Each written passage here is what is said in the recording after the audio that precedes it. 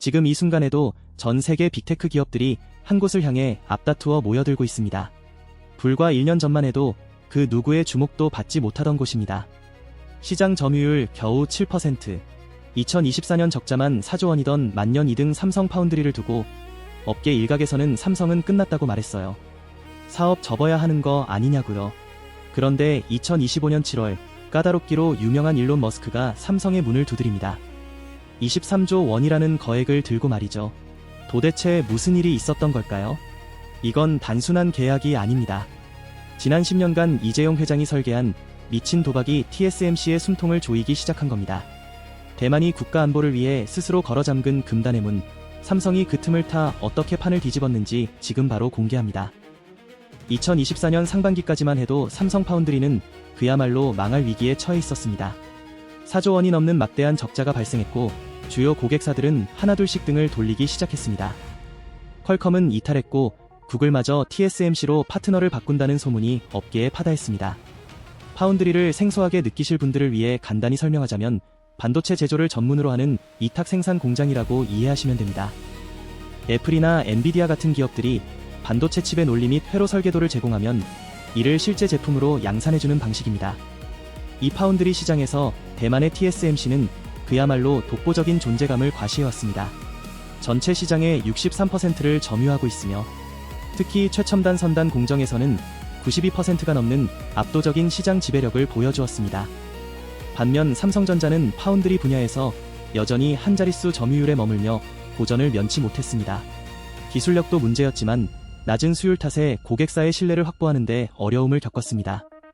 수율은 제조 과정에서 합격품이 나오는 비율을 뜻하며 수율이 낮으면 제조 원가 상승과 납기 지연으로 이어집니다. 고객사 입장에서는 단가가 높고 공정이 더딘 공장의 물량을 맡길 이유가 전혀 없었습니다. 그러나 2025년 7월 상황은 완전히 반전되었습니다. 테슬라가 삼성과 162억 달러 규모의 초대형 수주 계약을 체결한 것입니다. 한화로 약 23조 원에 달하는 막대한 규모입니다. 계약 기간은 무려 8년에 달하며 오는 2033년까지 지속됩니다. 이 계약이 지니는 의미가 쉽게 체감되지 않으실 수도 있지만 삼성전자 반도체 부문의 연간 매출이 약 100조 원 수준임을 감안하면 대단한 수치입니다. 단 한 건의 계약만으로 연매출의 23%를 확보한 셈입니다. 심지어 이는 8년에 달하는 장기 계약이라는 점에서도 시사하는 바가 큽니다. 반도체 업계에서 8년이라는 세월은 기술 세대가 서너 번은 바뀔 수 있을 만큼 긴 시간입니다. 일론 머스크가 이토록 긴 시간을 삼성에 맡긴 이유는 과연 무엇일까요? 단순히 가격 경쟁력 때문일까요? 아니면 테슬라와 삼성 사이에 우리만 모르는 특별한 협력 관계가 있는 걸까요? 여기에는 기술적 혁신과 지정학적 셈법이 복잡하게 얽혀 있습니다. 삼성의 반전은 사실 10년 전부터 이미 시작되었습니다. 이재용 회장이 GAA라는 차세대 기술의 사활을 걸기로 결정한 순간부터였죠. 당시만 해도 이는 무모한 도박과도 같아 보였습니다. GAA 기술은 공정 난이도가 매우 높아 초기 수율 확보가 극히 어려울 것이 자명했기 때문입니다. 결국 반도체 경쟁의 핵심은 트랜지스터를 얼마나 미세하고 조밀하게 구현하느냐에 달려 있습니다. 트랜지스터는 전기 신호를 조절하는 아주 작은 스위치와 같습니다. 크기를 줄일수록 동일한 면적에 더 많은 소자를 배치할 수 있어 성능이 비약적으로 향상됩니다. 하지만 공정이 미세해질수록 전류가 통제되지 않고 새어나가는 현상이 발생하게 됩니다. 기존의 핀팩 구조는 통로의 세면을 감싸 전류의 흐름을 제어하는 방식이었습니다. 이는 마치 세 손가락으로 수도꼭지를 꽉 움켜쥐어 물을 막는 것과 같은 원리입니다. 기존 방식은 어느 정도 수준까지는 유효했습니다. 하지만 3나노미터 공정에 진입하면서 기존 3면 제어 방식은 한계에 봉착했습니다. 이때 삼성이 차세대 솔루션으로 도입한 것이 바로 GAA 기술입니다. GAA는 전류가 흐르는 통로인 채널의 사방을 게이트가 완전히 감싸는 구조입니다. 3면이 아닌 4면 전체를 정밀하게 제어함으로써 전류 누설을 획기적으로 방지할 수 있습니다. 덕분에 전력 효율은 33% 이상 개선되었으며 속도 또한 38에서 40%가량 향상되었습니다. 수치상으로는 비약적인 혁신처럼 보이지만 실제 과정은 매우 험난했습니다. 초기에는 불량률이 지나치게 높아 업계의 조롱을 사기도 했습니다. 반도체 공정에서 불량률이 높다는 것은 문자 그대로 돈을 태우고 있다는 뜻과 같습니다. 10,000개를 생산했는데 그중 절반이 불량이라면 제조 원가는 2배로 치솟게 되는 거죠. TSMC는 전혀 다른 전략을 선택했습니다. 안정적인 핀팩 공정을 고수하며 높은 수율을 유지했습니다. 그 결과 시장에서는 TSMC가 현명한 선택을 내렸다고 평가했습니다. 반면 삼성에 대해서는 무모한 도전이 위기로 이어질 수 있다는 우려가 쏟아졌습니다. 하지만 이재용 회장은 목전의 비판보다는 더 먼 미래를 내다보고 있었습니다. 어차피 2나노미터 공정 이하로 진입하려면 모든 기업이 GAA 기술을 도입해야 한다는 점을 인지하고 있었기 때문입니다. 따라서 경쟁사보다 선제적으로 시작해 시행착오를 겪으며 노하우를 축적하는 것이 유리하다고 판단한 것입니다. 이는 마치 험준한 산을 등반할 때 선두에 선 사람이 위험 요소를 먼저 파악하게 되는 것과 같은 이치입니다. 그리고 그 판단은 정확히 맞아떨어졌습니다. 실제로 2024년 하반기부터 삼성전자의 수율이 비약적으로 개선되기 시작했습니다. 수율은 52%에서 63%까지 상승했으며 2025년에는 70%를 상회할 것으로 전망됩니다. 반면 TSMC는 이제야 GAA 공정으로의 전환을 본격적으로 시작하는 단계에 머물러 있습니다. 현재 TSMC는 삼성이 이미 극복한 험난한 기술 전환의 초입에 들어서 있습니다. 향후 TSMC 역시 수율 확보 과정에서 상당한 시행착오와 수율 저하 문제를 겪게 될 것으로 보입니다. 경쟁사들이 이제 막 준비를 시작할 때 삼성은 이미 양산 실전에 돌입하며 격차를 벌린 셈입니다. 이것이 첫 번째 반전의 핵심적인 비밀입니다. 두 번째 변수는 대만이 처한 지정학적 한계입니다. 대만에는 이른바 N2 규칙이라 불리는 독특한 규정이 존재합니다. 자국 반도체 기업이 해외 공장을 설립할 때 공급보다 최소 2세대 이전의 공정 기술만 도입할 수 있도록 제한하는 규정입니다. 가령 대만 본토에서 2나노 공정을 가동 중이라면 해외 공장에는 최대 4나노 공정까지만 도입할 수 있다는 의미입니다. 이 규칙이 제정된 이유는 명확합니다. 대만 정부 입장에서는 최첨단 기술의 해외 유출이 자국의 경쟁력 약화로 직결되기 때문입니다. 반도체가 대만 경제의 중추를 담당하고 있는 상황에서 이는 국가 안보와 직결된 사안입니다.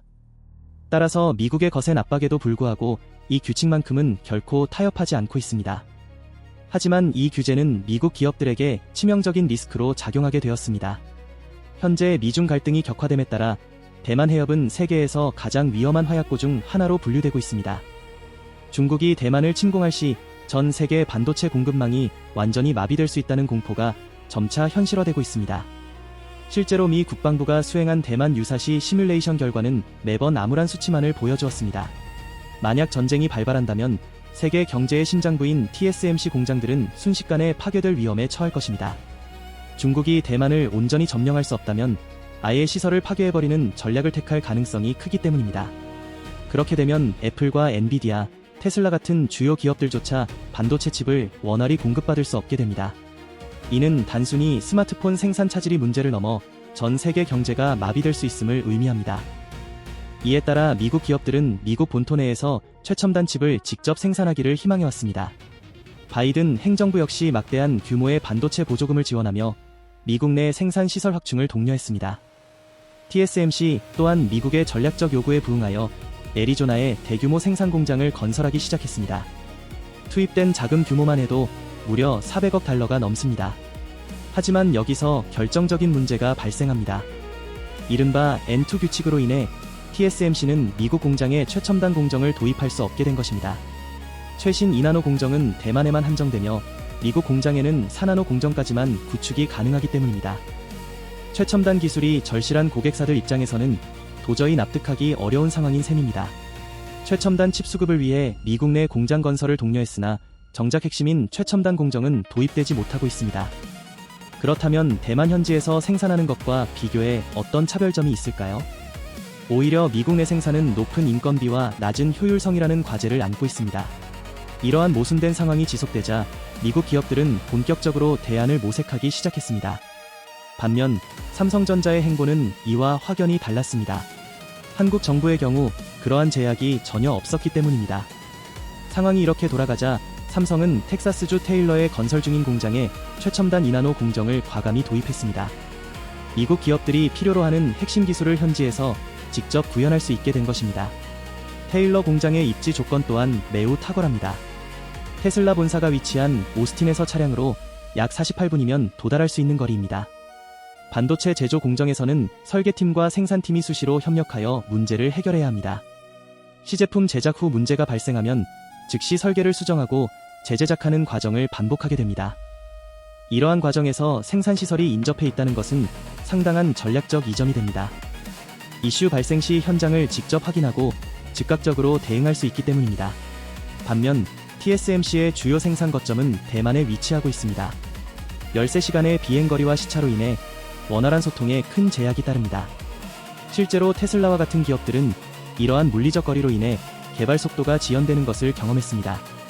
지속적인 업데이트와 개선이 필수인 자율주행 칩의 특성상 매번 대만까지 방문하여 확인하기에는 현실적인 한계가 있습니다.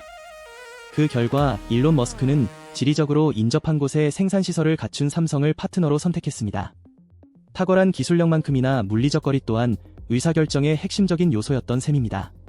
게다가 TSMC는 미국 현지에서 문화적 충돌 문제까지 겪고 있습니다. 대만 본사 파견 관리자들이 대만식 근무 방식을 고수하면서 현지 노동자들과 지속적으로 마찰을 빚고 있는 상황입니다. 대만에서는 야근과 주말 근무가 보편적이지만 미국의 노동 문화는 이와는 전혀 다르기 때문입니다. 노조의 영향력이 막강해 무리한 업무 요구 시 즉각 파업으로 이어질 가능성도 큽니다. 이러한 요인들로 인해 실제로 애리조나 공장 건설은 지속적으로 지연되고 있습니다. 당초 2024년 완공 예정이었으나 2025년으로 한 차례 연기되었고 현재는 2026년에나 완공될 것이라는 전망이 지배적입니다. 공사 현장에 안전 문제가 잇따라 제기된 데다 숙련된 인력을 확보하는 데도 큰 어려움을 겪고 있습니다.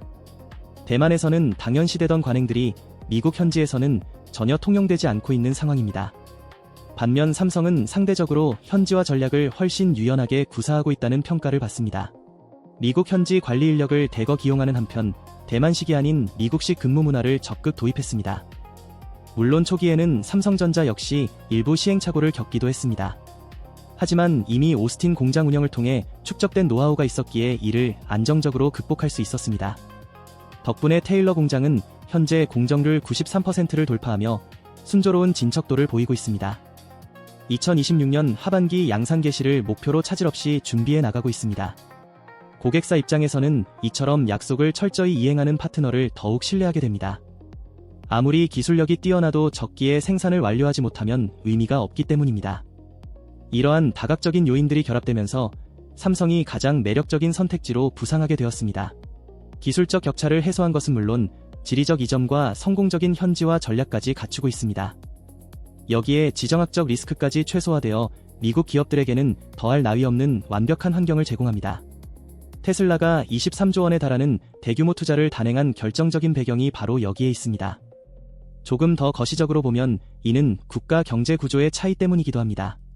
대만 경제는 사실상 TSMC라는 기업 하나에 전적으로 의존하고 있습니다. 전체 수출의 42%가 반도체이며 우수한 인재들 역시 반도체 산업으로 몰리고 있습니다. 대만 명문대 졸업생들이 가장 선호하는 취업처 1순위가 TSMC일 정도입니다. 이는 마치 한 종류의 책으로만 가득 채워진 도서관과 같습니다. 특정 도서가 인기 있을 때는 사람들이 북적이지만 유행이 변하면 도서관이 텅 비어버리는 것과 같습니다. 실제로 대만에서는 반도체를 제외한 나머지 산업군이 지속적으로 위축되는 추세입니다. 바이오 기업은 인력난으로 고전하고 있으며 소프트웨어 스타트업 또한 투자 유치에 난항을 겪고 있습니다. 반도체 시장이 요동치거나 지정학적 리스크가 현실화될 경우 대만 경제 전반이 위태로워질 수 있습니다. 국가의 모든 역량을 한 바구니에 담아둔 셈이니까요. 일부 경제학자들은 이러한 현상을 일컬어 반도체의 저주라고 부르기도 합니다. 단기적으로는 막대한 부를 창출하지만 장기적으로는 국가 경제 구조를 취약하게 만들 수 있다는 뜻입니다.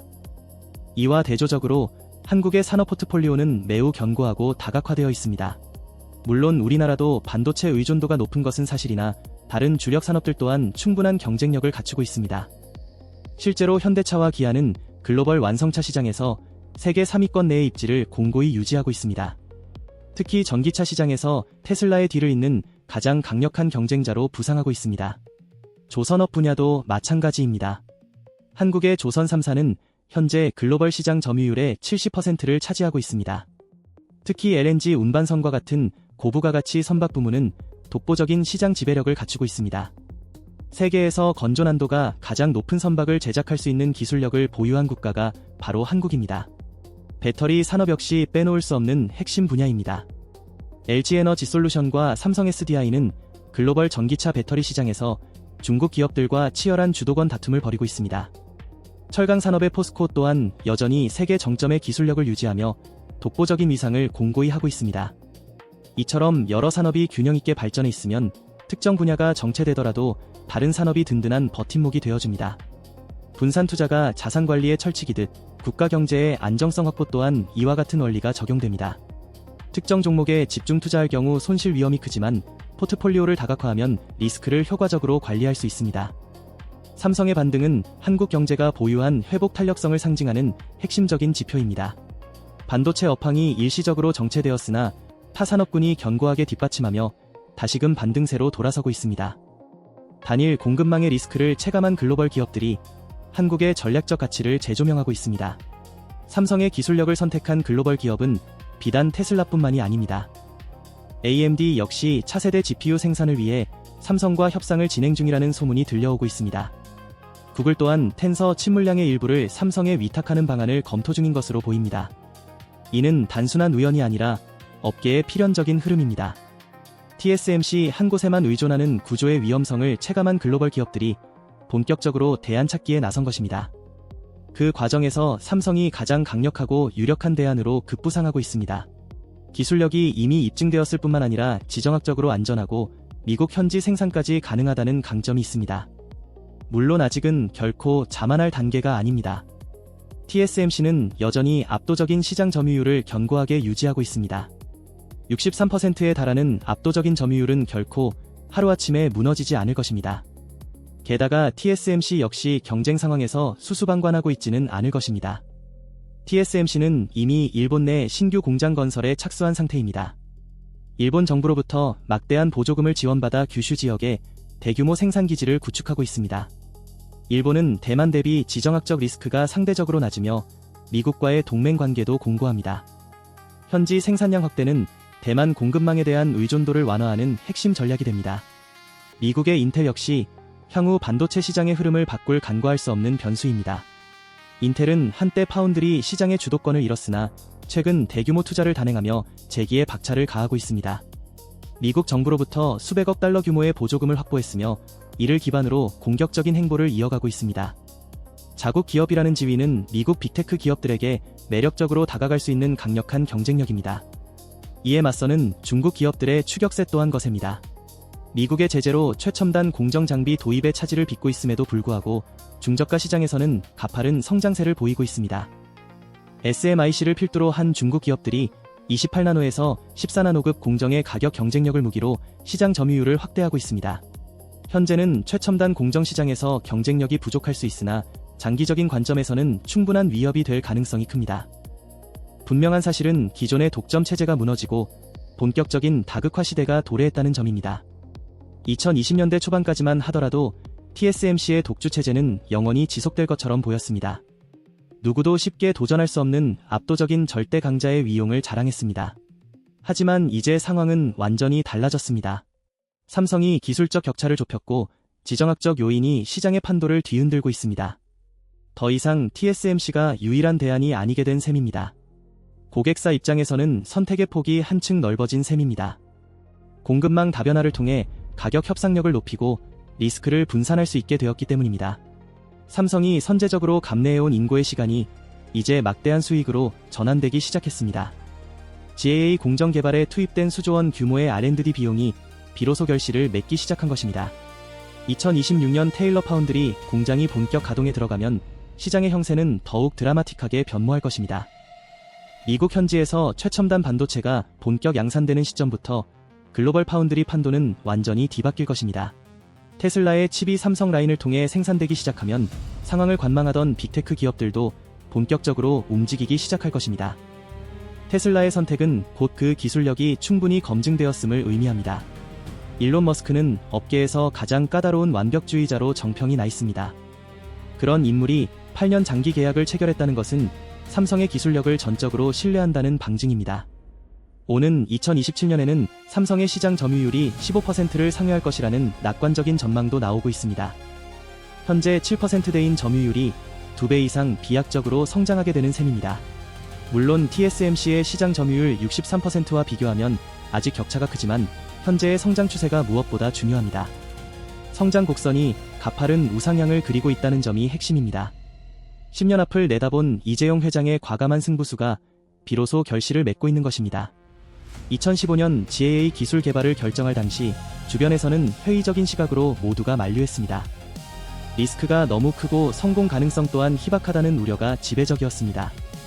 하지만 그는 장기적인 비전을 믿고 뚝심 있게 밀어붙였습니다. 그 결실이 비로소 지금 나타나고 있는 것입니다. 남들이 편한 길을 찾을 때 험로를 앞서 개척했던 노력이 이제는 독보적인 경쟁 우위가 된 것입니다. 기술 개발이라는 과정은 본래 그러한 법입니다. 단기적인 성과에만 매몰되어서는 결코 진정한 혁신을 이룰 수 없기 때문입니다.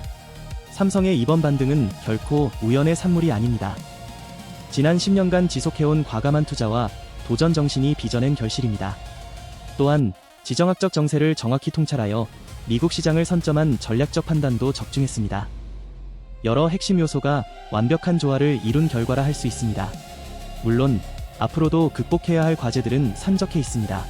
TSMC는 여전히 강력하며 인텔의 공세 또한 만만치 않습니다.